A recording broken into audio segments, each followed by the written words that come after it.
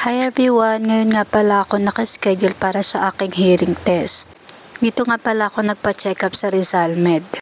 Madali nga lang pala magpa-check up dito. Kukuha ka ng number tapos hihintay mo sa window yung number mo na tawagin at maghihintay ka na kung saan ka magpapa-check up.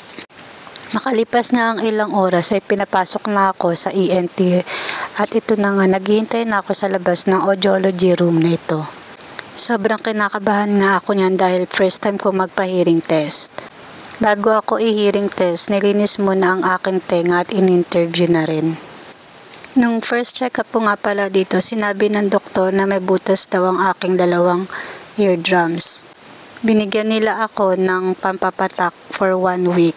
3 times ang patak sa kada tenga, twice a day yun. After 1 week pagbalik ko ay sinabi na kailangan ko daw magpa-hearing test. At ito na nga, nag-start ng aking hearing test.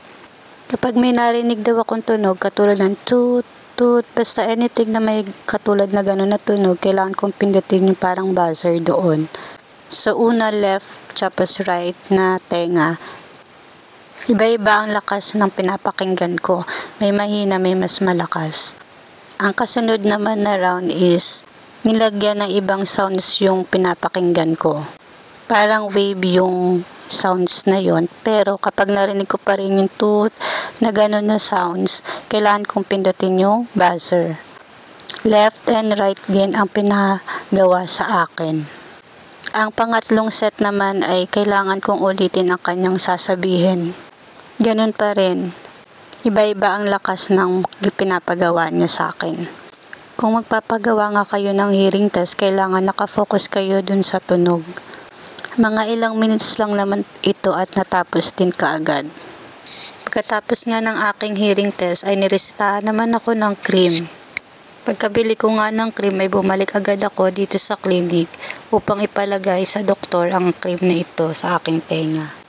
Bawal itong basain at pagkalipas ng 1 linggo ay kailangan kong bumalik dito para ipacheck ito at kunin na rin ang result ng hearing test ko.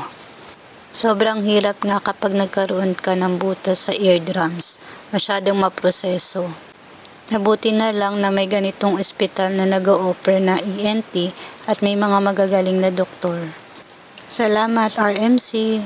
Next week malalaman ko ano pa ang next step na gagawin sa akin. Yun lamang po, salamat sa pagsama. God bless! Bye everyone!